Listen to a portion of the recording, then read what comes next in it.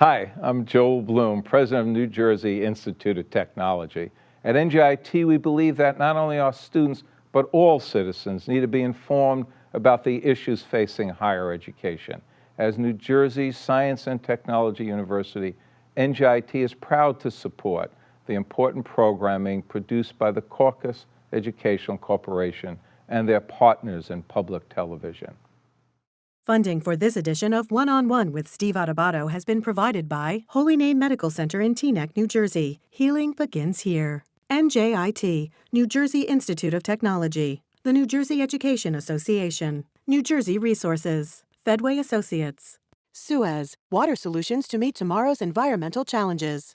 And by Keystone Mountain Lakes Regional Council of Carpenters. Your future is in our building. Promotional support provided by ROINJ. Informing and connecting businesses in New Jersey. And by Insider NJ. This is One-on-One. I'm an equal American just like you are. The jobs of tomorrow are not the jobs of yesterday. Look at this. You got this? Here it is, man. Look at that. Life without dance is boring. I don't care how good you are or how good you think you are, there is always something to learn. Do you enjoy talking politics? No. People call me because they feel nobody's paying attention. Our culture, I don't think, has ever been tested the way it's being tested right now. Such a good question. High five.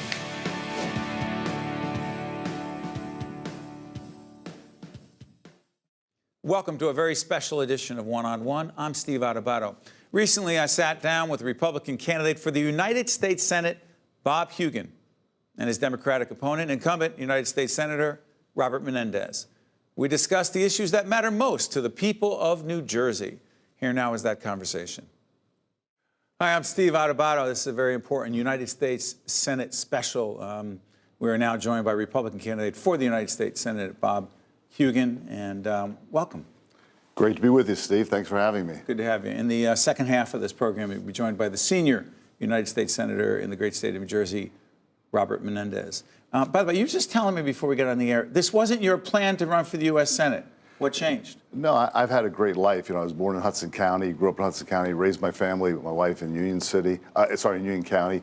But frankly, we were just morally offended that he was going to be reelected virtually unopposed. Senator Menendez. Senator Menendez, virtually unopposed, after all the things he'd done, violating federal law, abusing the power of his office, and frankly, failing the people of New Jersey. Ineffective. 25 years in Washington, 16 years with a Democratic president, and New Jersey's dead last.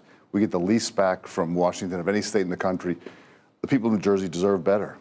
So it's interesting. By the way, Senator Menendez will be here to respond. He will not see this interview, but the fact is there was that trial that the federal government brought, it did not succeed in finding him guilty. The federal government opted not to pursue it. The United States Senate, quote, seriously admonished the senator, but and said he was guilty of violated federal law in the letter. Not the courts, no, but the U.S. Senate. Yes, bipartisan. Okay. Let me ask you this. Since you mentioned characters in office, Donald Trump. Yeah. How much money did you contribute to Donald Trump when he was running in 2016? And if you contributed that much, what did you see in him as a leader that caused you to say, yeah, he's the right person to lead our nation? I did contribute to the Republican Party, primarily, was my contribution. What I saw in 2016... But you gave to him as well. Yes, but the majority of my contribution to the Republican Party to support the general election. What I saw in Washington in 2016 was we were stagnating, and it was not good. It needed disruption. Well, unfortunately, we now have dysfunction, and the reason I'm running is because we can do better. We've got to elect good people who are going to lead with integrity and honor and are going to put the people of New Jersey first, not party and politics.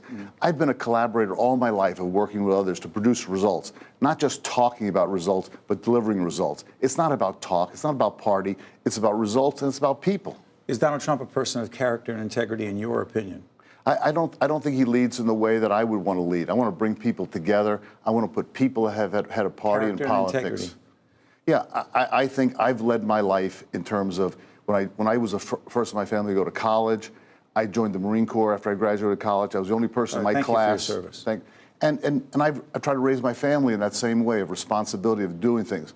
My daughter works at Chobani Yogurt in New York, which is a great company. Both my sons are infantry officers in the Marine Corps serving our country. So I've led my life with integrity and honor, and I set the values for me. And this race is about New Jersey, putting the people of New Jersey first to make sure we deliver for them. It's partly about that. A lot of it is. It's also about who will stand up to President Trump for those who have serious problems. Forget about policy for a second. Right. I'll get off the Trump thing in a second. Yeah. His demeanor, his leadership style, his tweeting and spending time saying that 3,000 people did not die in Puerto Rico and it was a Democratic hoax. When you see that and you realize that you contributed to the Republican Party who contributed to him becoming president, not to mention what he said about Senator McCain not being a war hero and you giving your service to this nation, I'll get off after this.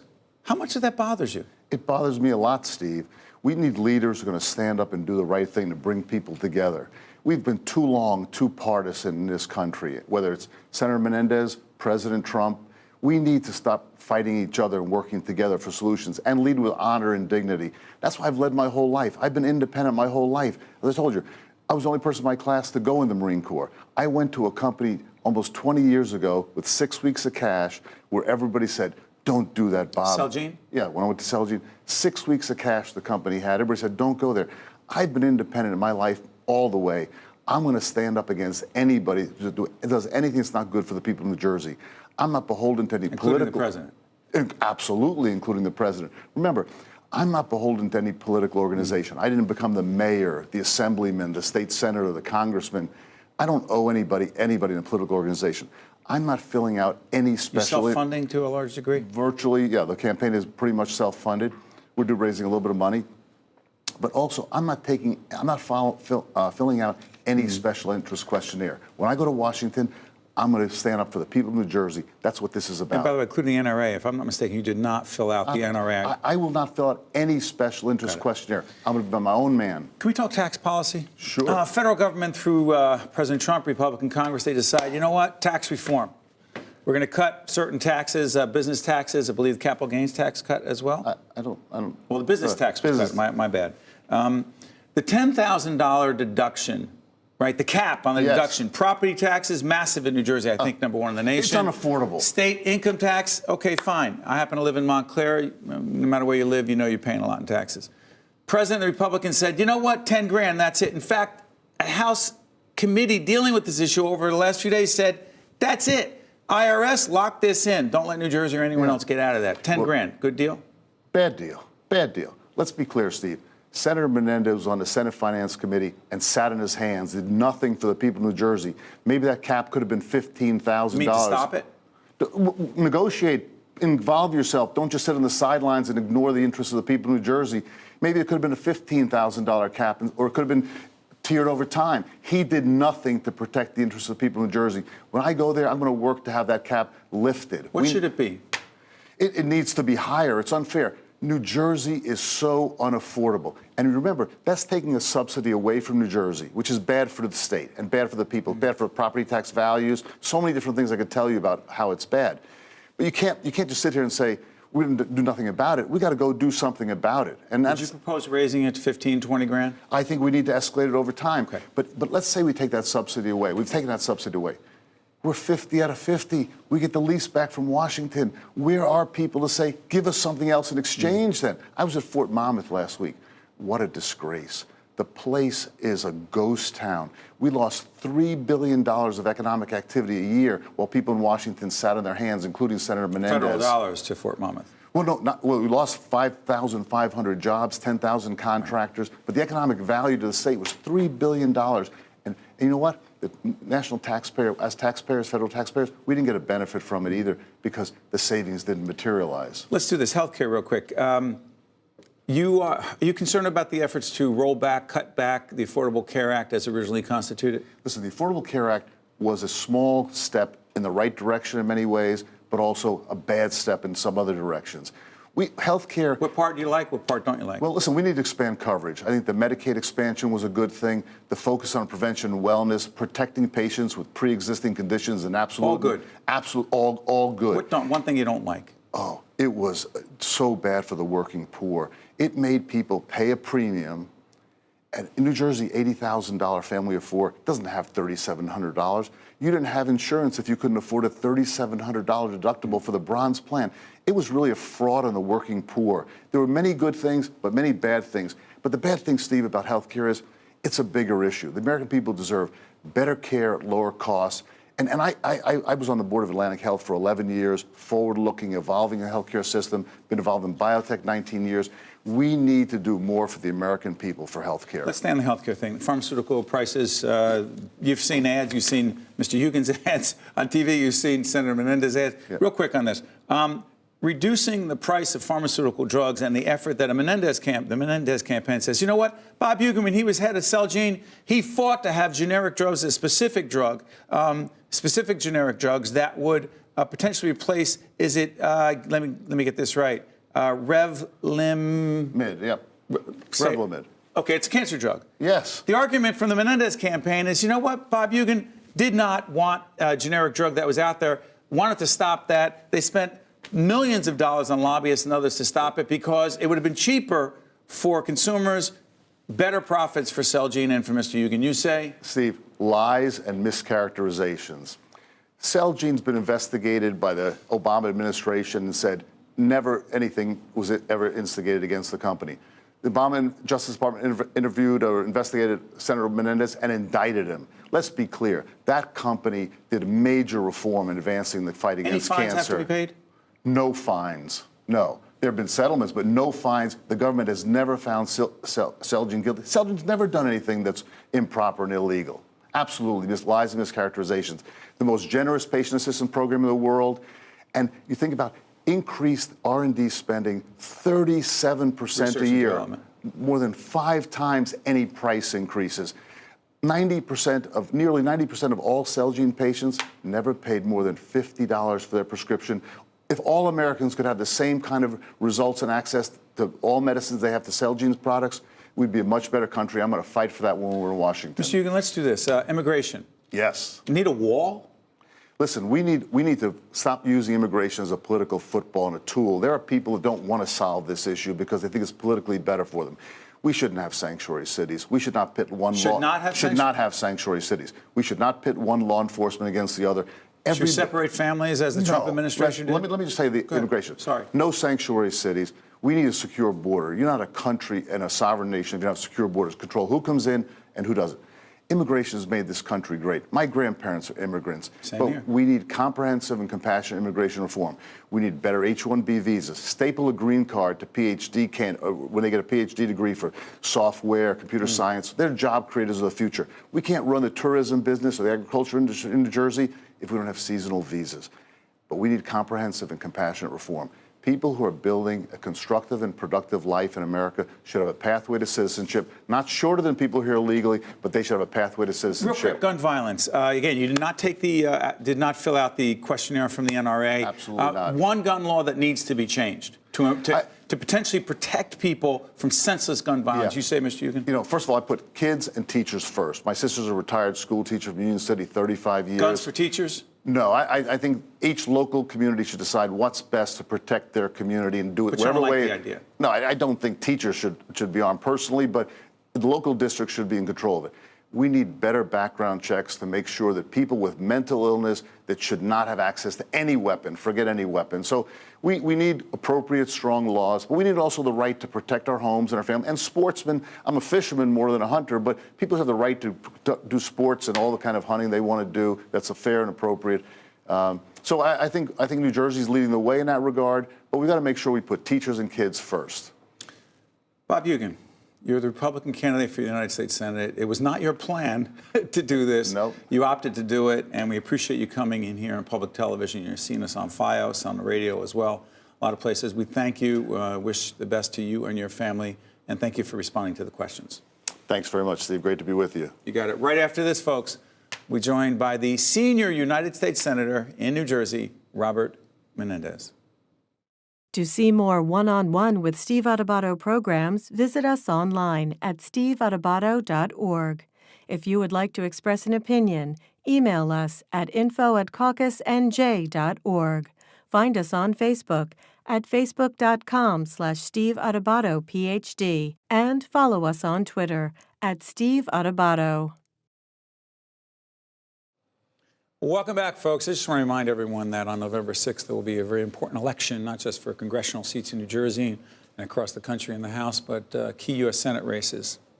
Joining us now, and one of those key races is the senior senator from the great state of New Jersey, United States Senator Robert Menendez. Good to see you, Senator. Good to be with you, Steve. Interesting. Donald Trump, you and I were talking before we got on camera. You have actually never met him.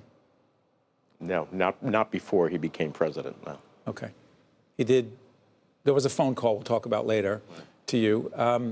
Your impressions of him as president, as a leader, and if you could take policy out of it for a second, stylistically as a leader, impact on the nation. Go. I don't think he leads. I don't think he leads. He embraces the most authoritarian figures in the world and gives the back of the hand to our closest allies. He doesn't bring people together as we expect of the president in common cause. He divides us by who we are, what we look like, where we came from, and who we love. I expect a president who tries to bring the American people together. He doesn't reach out in the Congress, unlike other presidents, including President Bush, who I served under, to try to forge bipartisan compromise. So I don't think that those are the characteristics of a leader we want, particularly in the highest office in the land. Bob Hugin was here a couple days ago. We did the interview with him. He had very strong, clear things to say. He said, listen, I'll disagree with the president when I think he's wrong, and I'll agree with him when he's right. You say? I say baloney. The reality is that he was Trump's finance chair in New Jersey, a delegate for Trump at the Republican Convention. Convention. For interrupting, Senator, he said, when I asked him that question, he said, I gave the money to the Republican National Committee.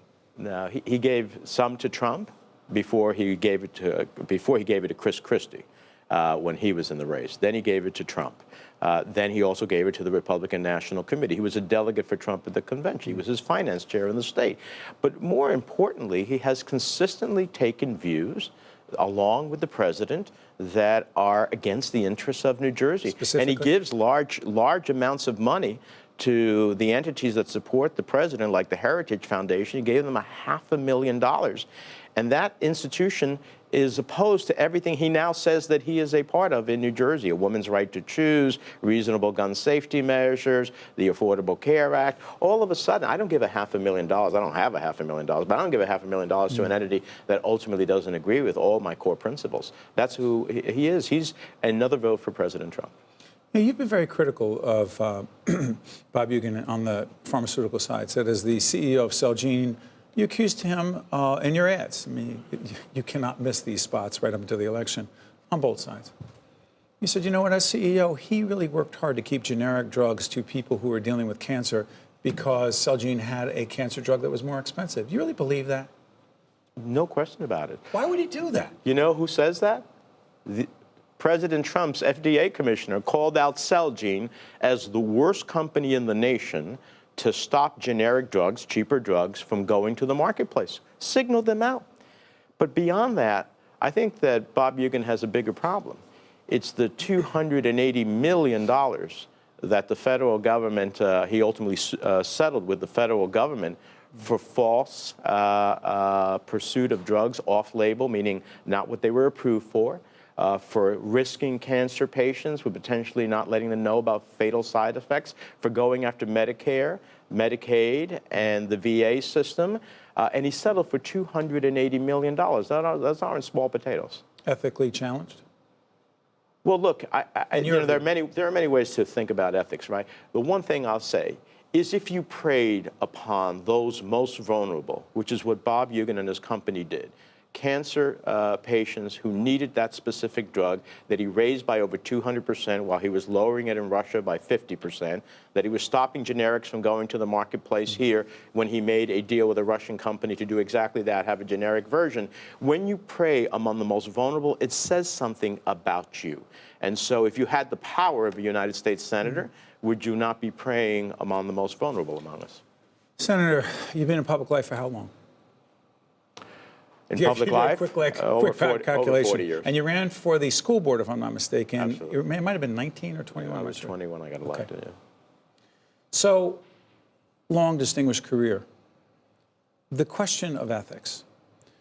The federal jury deadlocked in your case. The U.S. Department of Justice opts not to bring a follow-up case. The United States Senate, the Ethics Committee, quote, severely admonishes you for, quote, accepting gifts from Dr. Solomon Melgen.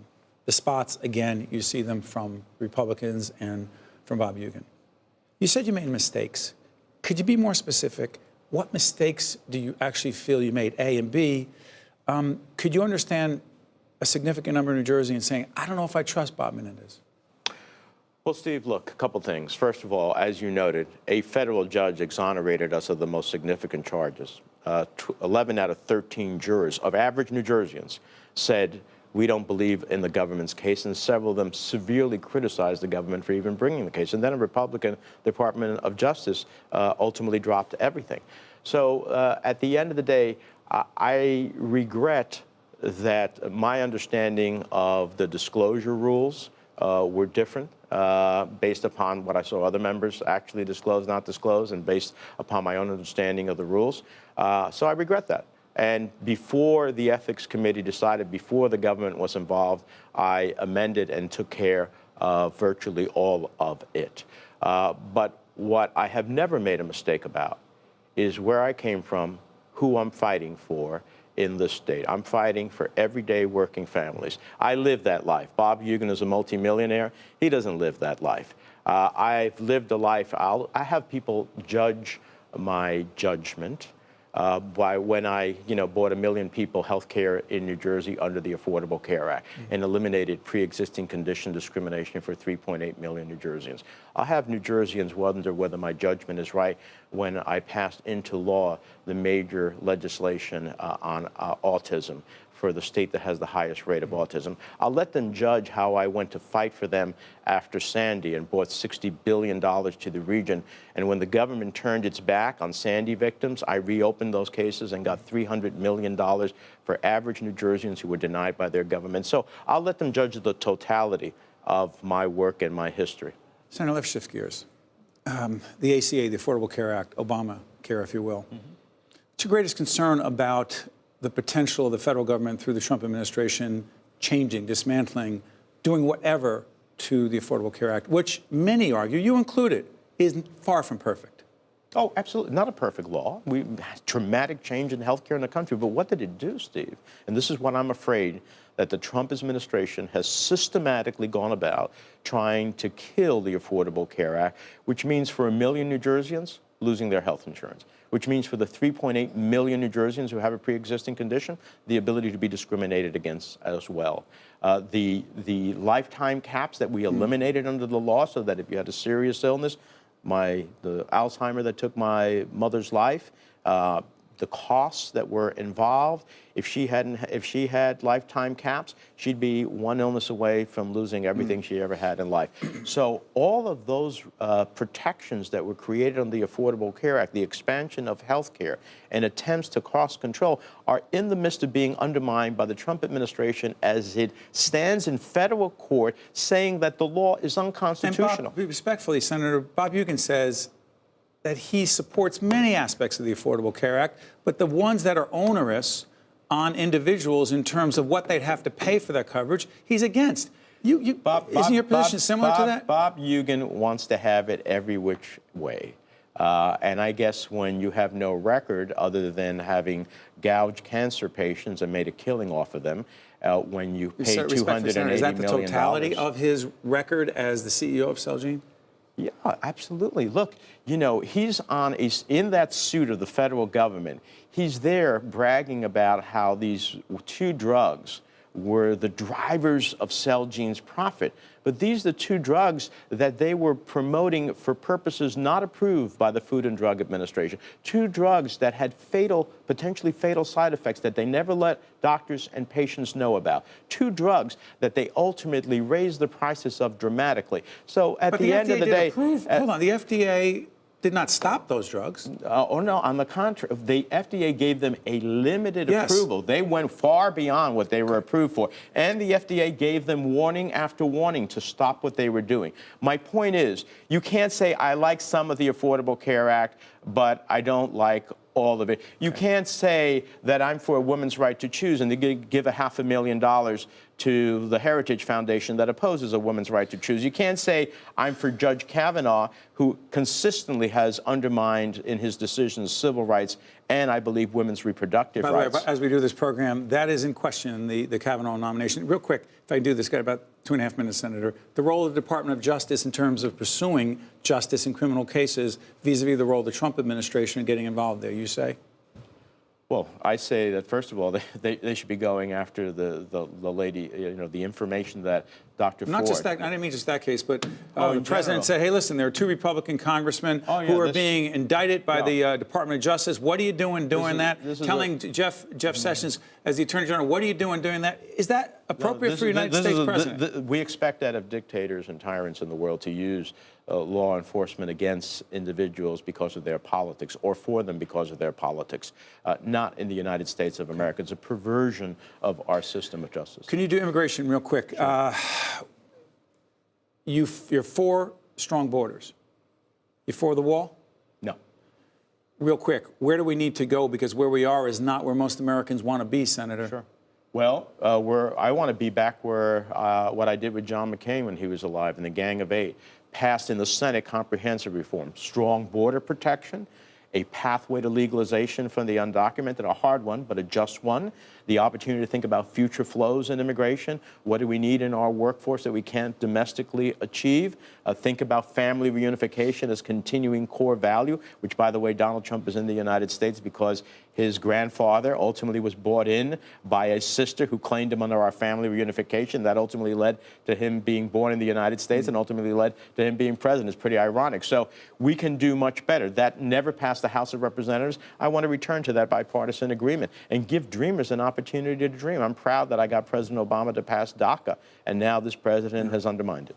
Real quick, how much of this race, 30 seconds left, how much of this race is about Donald Trump, how much about Bob Hugin for you? Oh, it's going to be of what I achieved for New Jersey, and it's going to be about Hugin being another vote for Donald Trump.